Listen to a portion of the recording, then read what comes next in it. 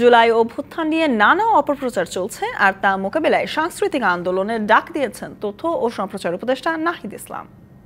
বাস্তবায়িত হবে এটাই সকলের। ১০১টি দেশের ২৭৬টি চলচ্চিত্র নিয়ে রাজধানীর শাহবাগের জাতীয় জাদুঘরে শুরু হলো ১৭তম বাংলাদেশ আন্তর্জাতিক স্বল্প ও স্বাধীন চলচ্চিত্র উৎসব। শর্ট ফিল্ম ফোরামের উদ্যোগে আয়োজিত এই উৎসবে থাকছে বাংলাদেশের ৪২টি চলচ্চিত্র।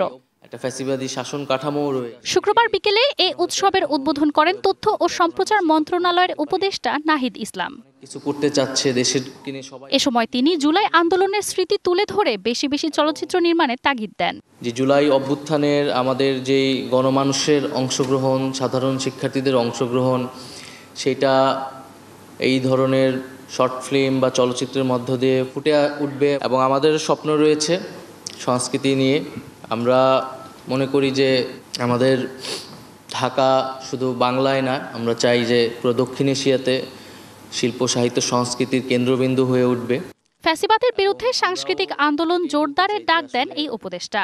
আমরা ১৯৭১-এ আমাদেরও তখন যারা যুদ্ধ করেছেন, সেখানেও একটি নতুন স্বপ্নর মধ্য দিয়ে কিন্তু বাংলাদেশ আসলে গঠিত হয়েছিল।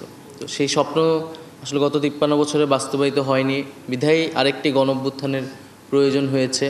মানুষ আবার রাস্তায় নেমেছে, জীবন দিয়েছে। একটা রাজনৈতিক ফ্যাসিবাদ বা ফ্যাসিস্ট শক্তিকে আমরা দূর করতে পারলেও আমাদের সমাজে নানা ধরনের ফ্যাসিবাদী প্রবণতা এখনও রয়ে গেছে, একটা ফ্যাসিবাদী শাসন কাঠামোও রয়ে গেছে।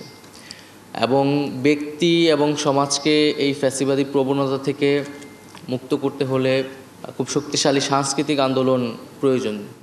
৭ দিনের এই চলচ্চিত্র উৎসবে দর্শনার্থীরা প্রবেশ করতে পারবেন বিনামূল্যে।